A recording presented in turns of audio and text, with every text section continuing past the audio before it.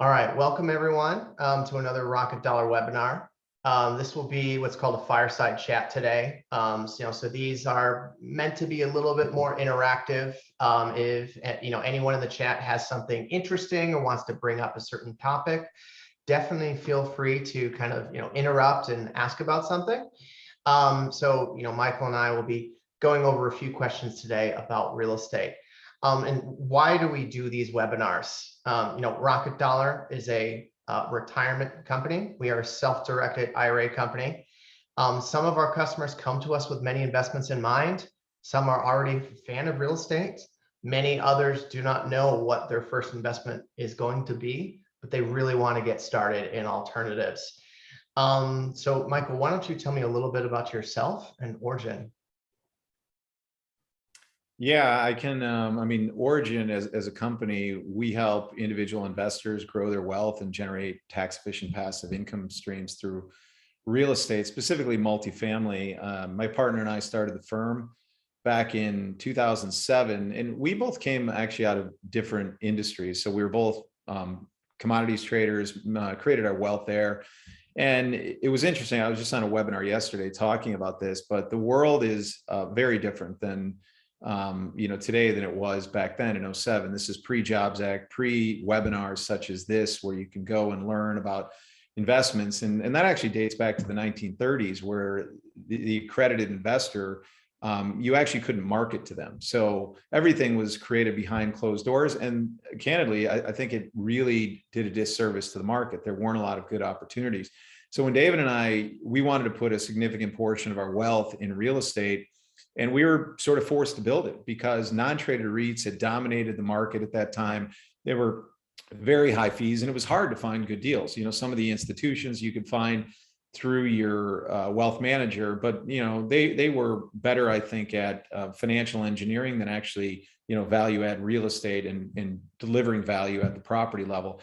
So from the beginning, we really set out to build an institutional platform for us, for the individual investor, people like us. And we have that unique advantage of sitting on both sides of the table, right? Being the investor and being the investment manager. And I'll say that alignment matters, right? All the decisions that you make, the risk you take, the risk you decide not to take, the strategy, the people you hire. There are thousands and thousands of decisions that go into building a firm. And we've always looked at it from, let's build a firm around our own capital. Let's build funds we want to invest in, and then we do. And so we've invested significantly in all of our funds, and it sort of starts with alignment, and that extends to our team all the way through our investment partners.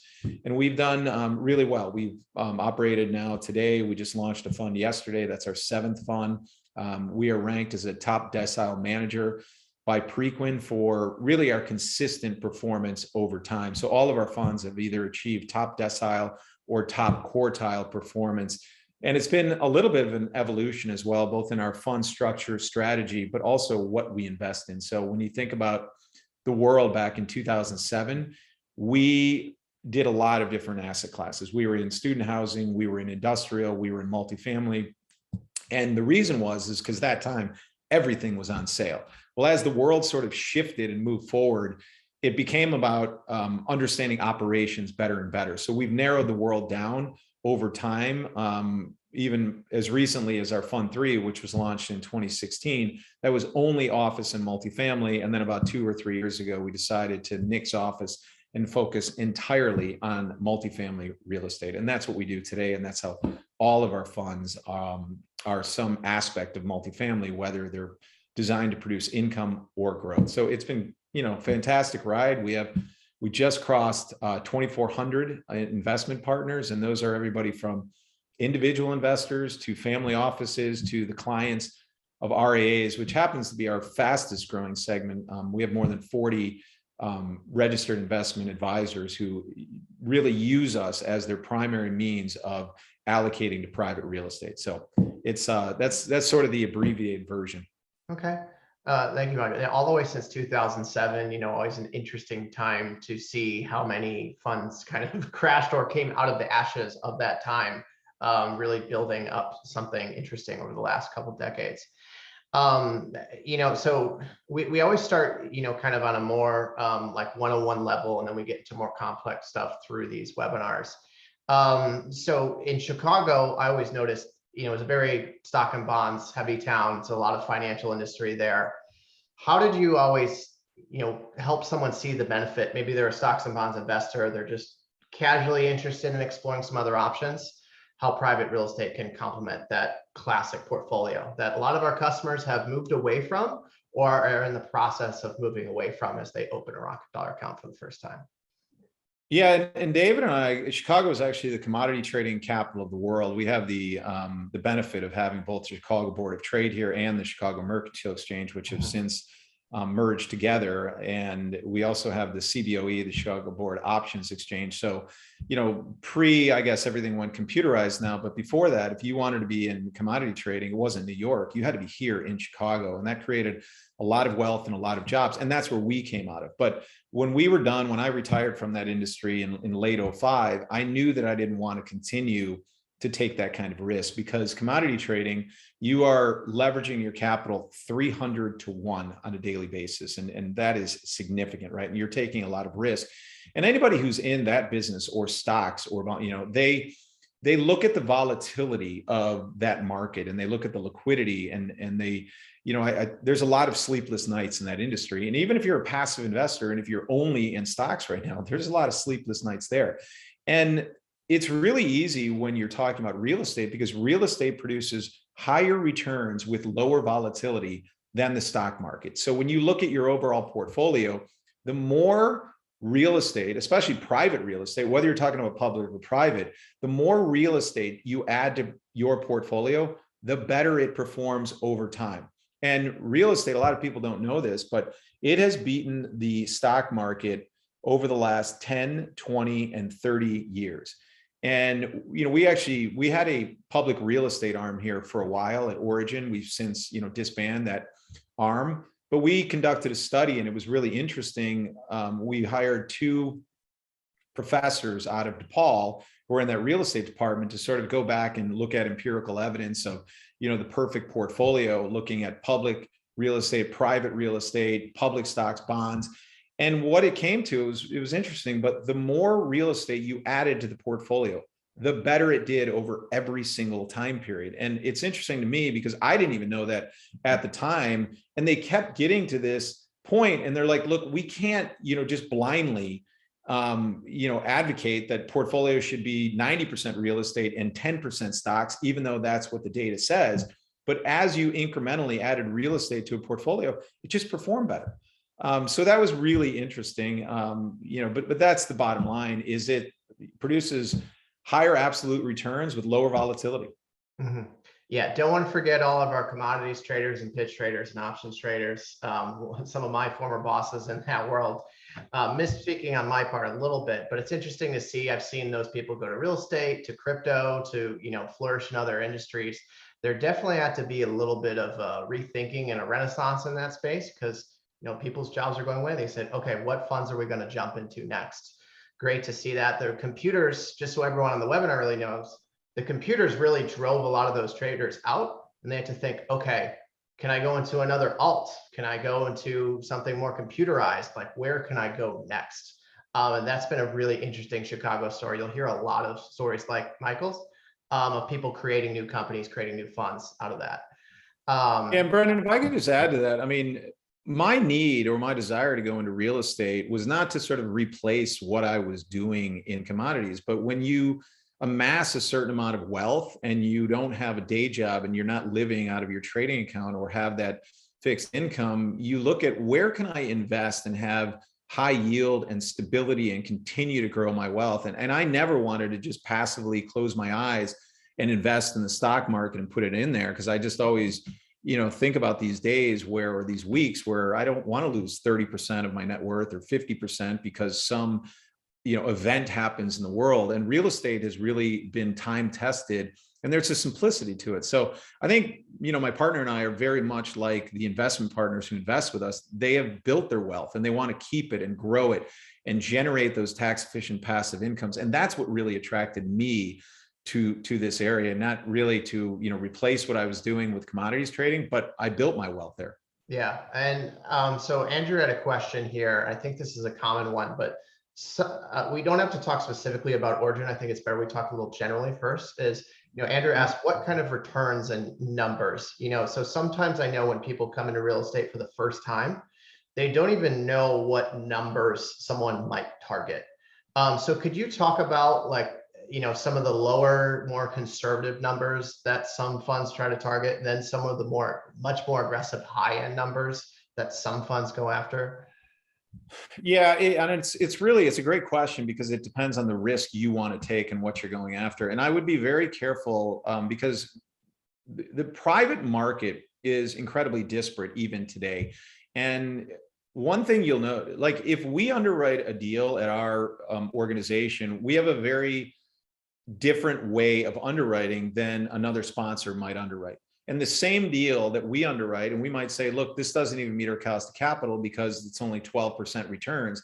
Another sponsor can look at it and market it as 20% returns with much more aggressive assumptions, because everything is a forecast, and forecasts are nothing more than educated guesses. So historically, real estate on an unlevered basis has generated 9, 10, 11% returns, right? And I'm talking about multifamily specifically. When you add leverage to it, it's more than that, right? But you also have to take fees into consideration, et cetera. So to answer the question, I think if you're looking at sort of a moderate risk, and leverage is part of real estate, it is what we call a leverage game and stuff, and they do use real estate. Generally, responsible real estate is 2-to-1 debt to equity, so about 65%. So if you're looking at a core plus investment strategy, that's buying an asset where you can add a little bit of value to it, you're probably going to be in sort of that 9 to 10% annualized return range, or IRR. If you're looking at value add, you might be 12 to 13 to 14%, and these are net IRRs. And if you're looking at ground up development, then you're going to be looking at 14 to 15 to 16% internal rate of return over kind of 4 to 5 years and doubling your money. Now, what can happen is that the result can be vastly different than what you're trying to achieve. We've had funds, and I'll give an example. Last year we have an income plus fund with a moderate risk profile. So I would say it's more along the core plus, and the annual returns are 9 to 11%. That's what we target. Last year it generated 20%. Well, the fund really isn't supposed to do that. We've had this kind of crazy period as a result of COVID and demographic shifts and real estate values just skyrocketing right now. And then we've also had deals that are ground up multifamily. And when we say 14 to 15 to 16, that's really just setting expectations and what you can expect in a portfolio. Some deals might generate 20, 25, even 30% IRRs, and some deals might generate 4 or 5% IRRs. But a basket, that portfolio, that's really, you're going to get paid for that risk return spectrum depending on the strategy you embark on, and then also the leverage that you undertake in the strategy. Great. That gives a really good foundation for people, because sometimes they just go in, they have no clue what number they're even looking at. And that helps, people kind of position, okay, these are my other assets. This is something else I'm trying to put in my portfolio. But just know that, like Michael's saying, with private market investments, these are a little bit more variable because, you're not getting like daily statements. Some funds do monthly or quarterly, some do yearly. And, real estate is more of a, Michael, it's more of a long game. It's not like you're not trying to value the asset 6 days a week, 5 days a week, and see what it's doing after hours. So you just got to know that, things over time might be pushing that value up and down. You're not really getting daily shifts in value, and thinking, when real estate companies go do these forecasts. All right. Michael, always a common question about accredited investors. Before I jump into this question, does Origin work only with accredited investors? Do you work with other investors as well? Yes, only accredited. Yeah. So Alex asks, I'm not an accredited investor, but I, consider myself a sophisticated investor. Do you have a recommendation for sophisticated investors trying to get in private real estate? I would say, Alex, that there is a slight slackening in the accredited investor requirements. and the testing requirements have gotten easier as well. In the past, you basically had to work at a financial advisor firm, and then you had to take an exam, and that advisor firm had to sponsor you. And unless you were a very close friend of a financial advisor, no one really wants you on their books because that's a compliance risk. They have opened some of that up in the last few years, and some of the investment requirements. So I consider researching on that, on testing to become a accredited investor. It's been slightly loosening up. Okay, Alex, you've done that, it says. So Alex is already ahead of the game. So I would say, Alex, continue going and researching around funds. Usually funds will sometimes have, a lot of funds will only work with accredited investors, and then sometimes they'll have a small sidecar or something like that. I would network a lot through the space. This is not something people publicize all the time, but sometimes funds have a little space for friends and family and stuff like that. So network around, really start talking and just keep asking. Sit down for coffee with someone that's in the space, that really knows this space. So Han asks, what is the minimum investment about for Origin real estate fund? $50,000. Yeah. And Han, you'll find that's very typical for when we talk with real estate partners in our space, like Origin, it's usually 50 to play. So this kind of building off Alex's question, how do I get access to a fund like this? If you don't have 50 right now, and you really want to get into these opportunities in real estate, I would concentrate on continuing to save each year and work on assets, working your way up every few years to get to the magic number of 50. That is a number that kind of opens up the world of Origin and many investment opportunities in our space. So think of like more liquid assets or shorter term assets that can get you up to there. And then, some of these investments can be really exciting once you hit that 50 mark. All right. So we answered a few questions, Michael, from the audience, but we have a lot of people talk about multifamily with Rocket Dollar, but what makes you think this is the most attractive asset class? Because I know you have been in plenty of other types of real estate.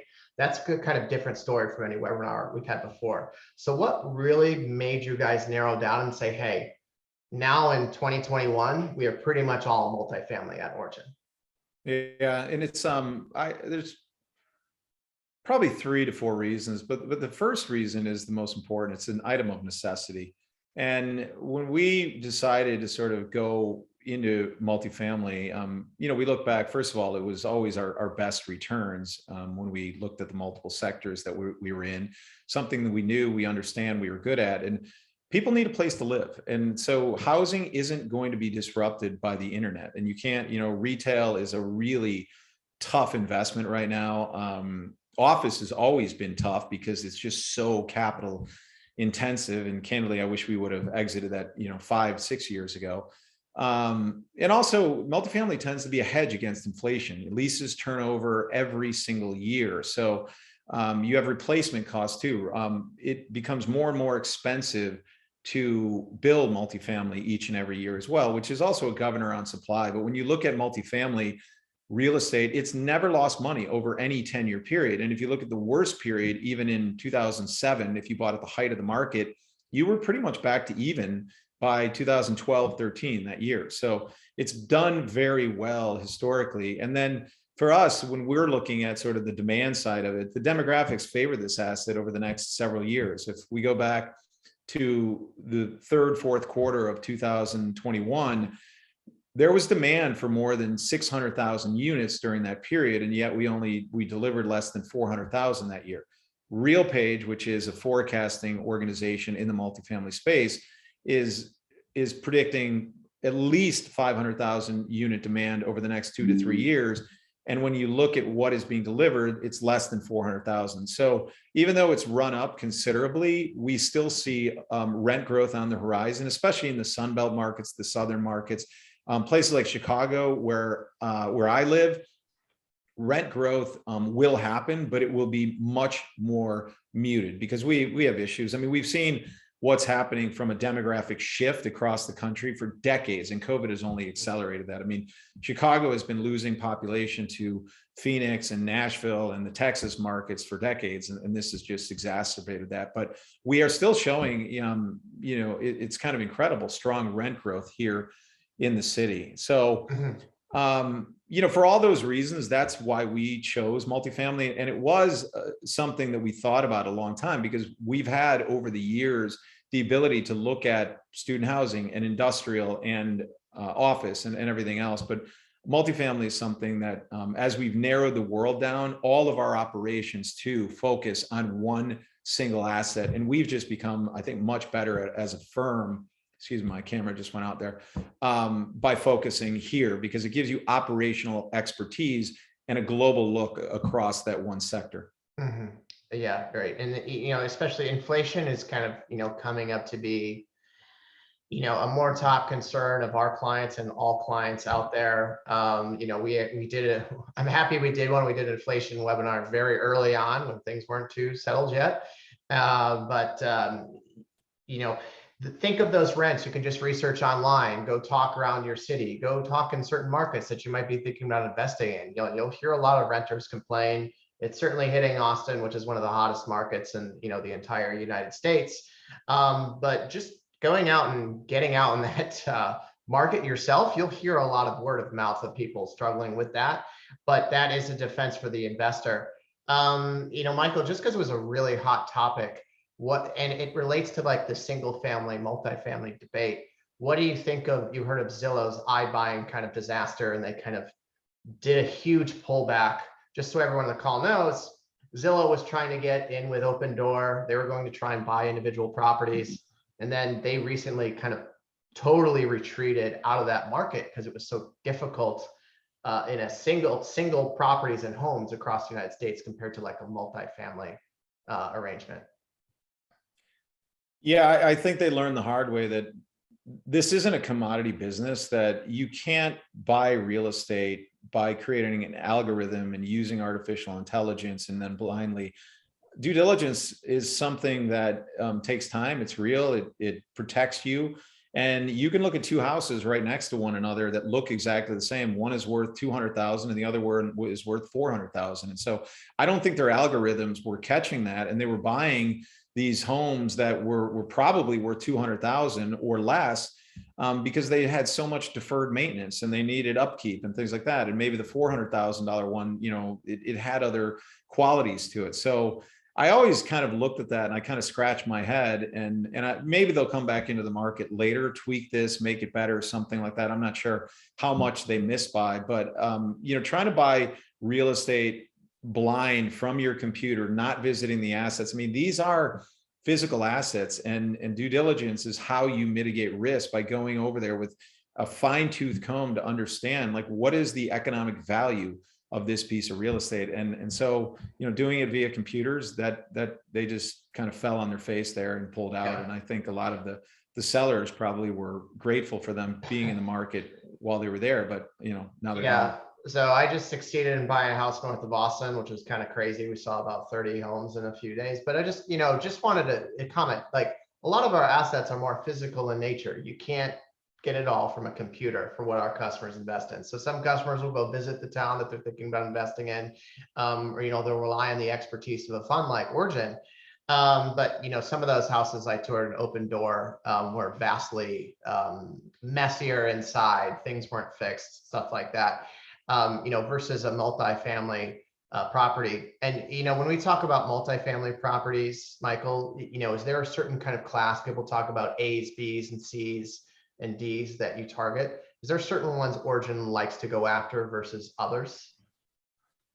Well, today it's all A, and I'll tell you why. We used to be like, within the realm of multifamily, you have to figure out what strategy you're playing in, and you can be either equity or debt, and we play in the equity, and we play in the debt as well.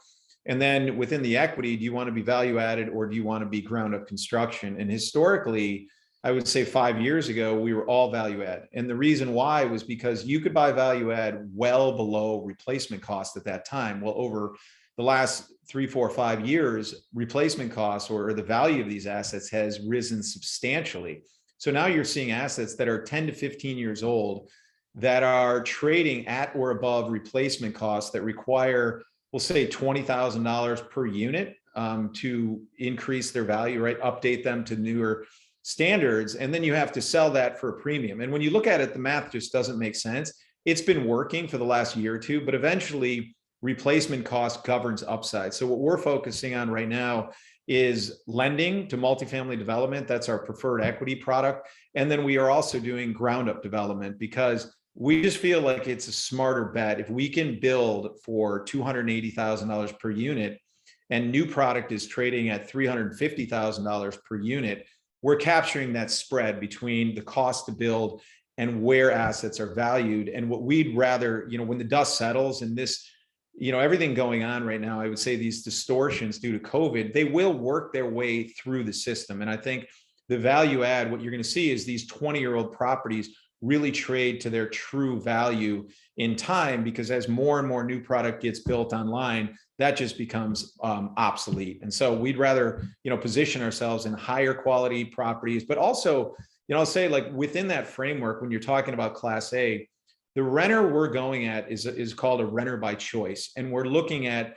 individuals who make $60,000, $70,000, $80,000, and that's sort of the bulk of our renter. So we're not looking at, rents that are $3,000, $4,000, $5,000. Our average rent is $1,600, $1,700 across our portfolio. So we're building garden, we're building wrap, we're building suburban. We're not building, urban high rise and going after what I'll call an A plus or, an ultra high net worth renter.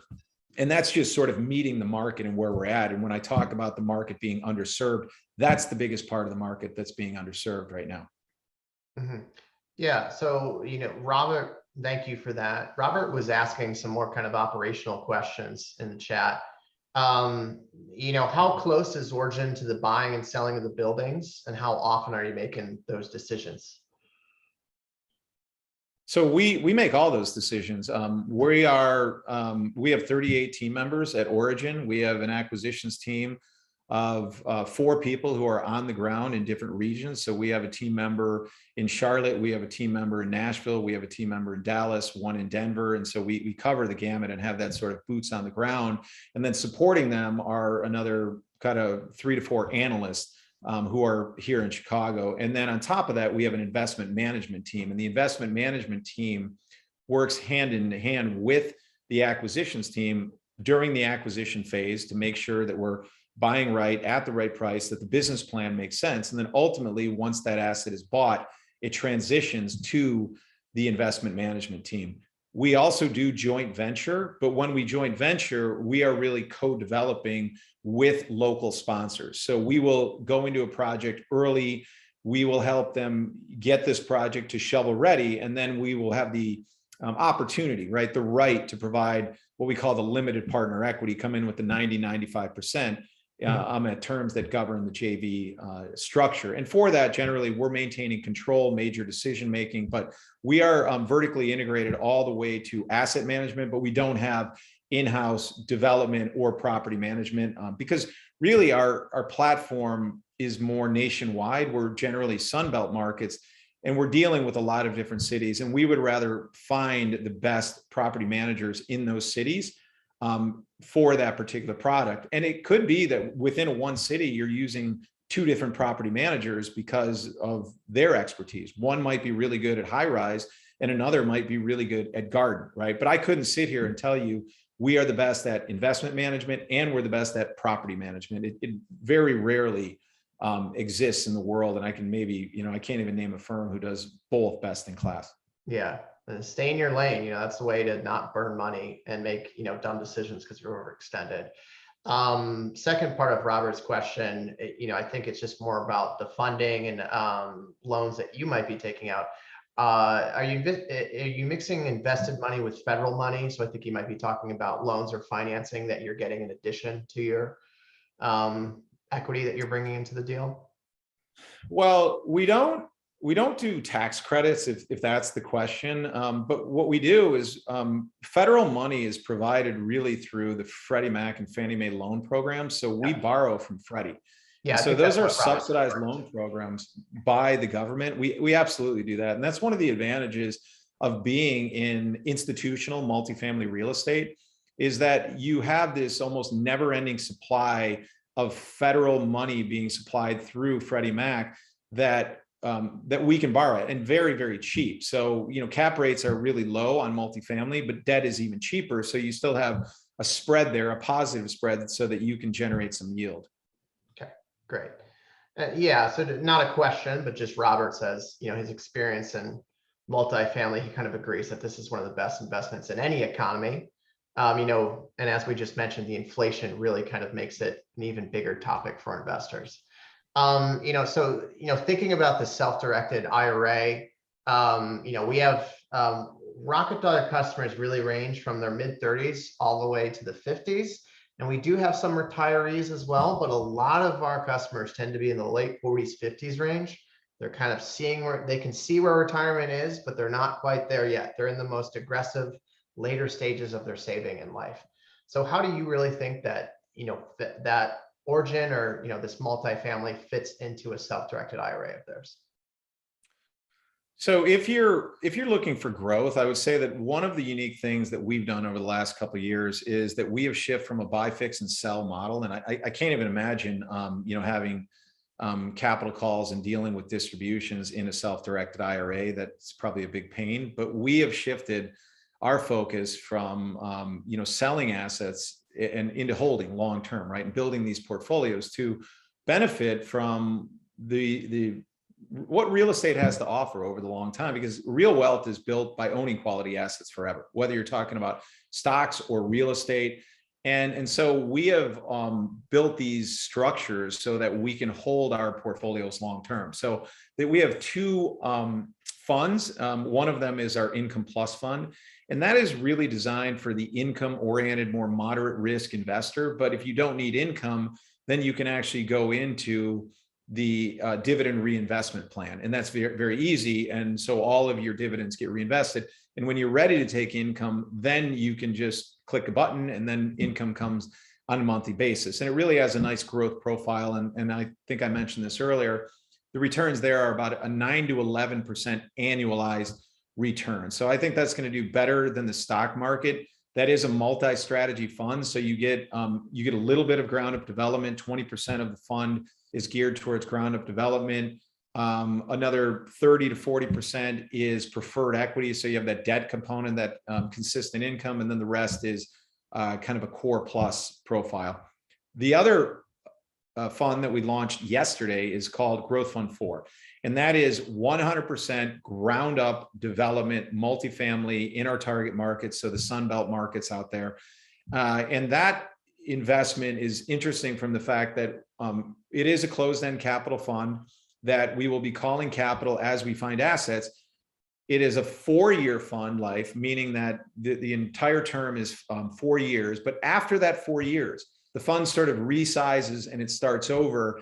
And you have the option as the investors to stay in for a year, 2 years, 5 years, 10 years. And it's consistent with that buy, fix, hold mentality. Because one thing we've learned over the last 10, 15 years is that we did very well from an IRR and multiple standpoint and selling assets. But a lot of times those assets come back to us 3, 4, 5 years later. We're like, man, I wish we didn't sell those. I mean, they really accelerated. And it could be that the next person who bought them back in 2016 and 17 actually made more money than we did. And we don't want to continue to make that mistake, because that you make a lot more wealth by really protecting yourself in those early years, building a cushion against loss, and then generating passive income and continued appreciation. And that's what Growth Fund 4 is designed to do. Okay.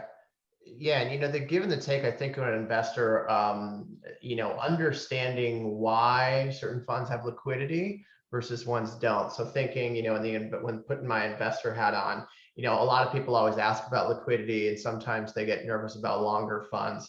But knowing that, that's to let the investment manager work, or sometimes really achieve some of those goals, that you're trying to get to. Yeah. Liquidity is a double-edged sword. I mean, we talk about it, and I hear people say the liquidity premium. I actually intentionally go into illiquid assets, because if you have to manage your portfolio in a way so that you don't do stupid things. You don't take too much risk and have to push a button and get out. And if you find yourself being really nervous and you have liquidity, you're going to get out at the exact wrong time you should be. And this goes back, I mean, I remember I was in a private equity fund back in 2006, worst vintage you could possibly be in. I think they had called all the money. Maybe it was 2005. I was fully invested by '07. The market goes down and they were marking that at 0.5x, right, of what I invested. I'm like, okay, great. I couldn't get out though.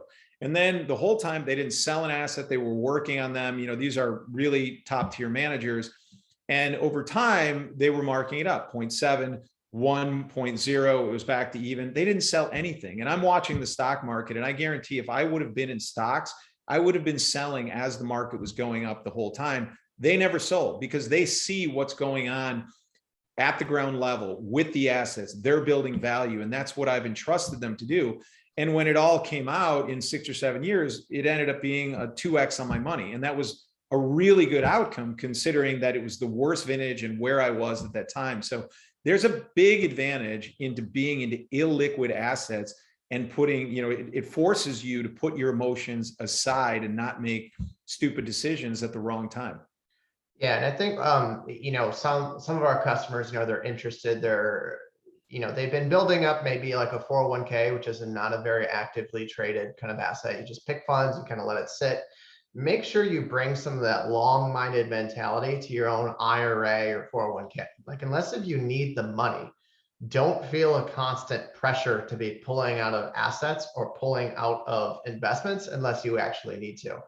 Having that long-term mindset, like if it's a 10-year, don't worry too much about a 1 or 2 year, 3 year lockup if that's going to suit your goals and you love that manager.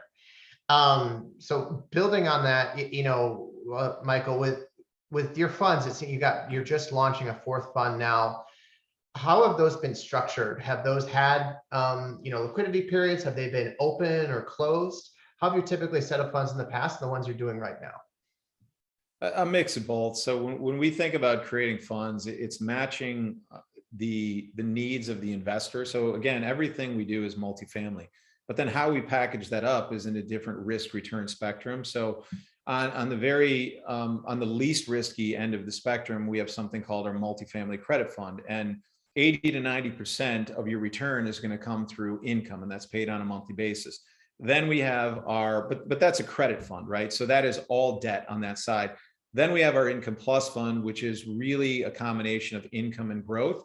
You're going to get a 6% yield in that fund with about 3 to 4% appreciation on top of that. And that's how that fund is designed. And then on the other end of the spectrum, you have Growth Fund 4, which is zero income. It's all appreciation on that side. So we look at it from that perspective. So every fund has different mechanisms in terms of lockout, but we want people to think about real estate as a long-term hold. So the minimum we want people in is 5 years in every single fund. And even Growth Fund 4, it is the shortest dated fund that you'll find in the market. It's 4 years, the end of the initial term from the final close. And we might be raising capital between now and a year from now. So you also have to consider that in the equation. But we did that because we know that people don't want to be in a fund for 7, 8, 9, 10 years. And we know this because we're in funds that have done this, right? That, you know, I'm in the 12th year of a fund that I've been in, and it's a real pain in the butt because these things called fund tails, they haunt you, where they have 1 or 2 assets that never go away,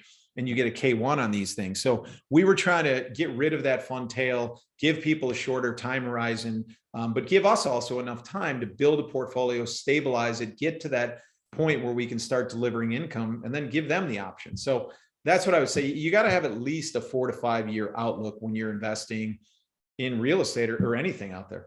Yeah. And what would you say, you know, thinking again from the investor perspective, we have some older investors that are really just current with like risk and yield.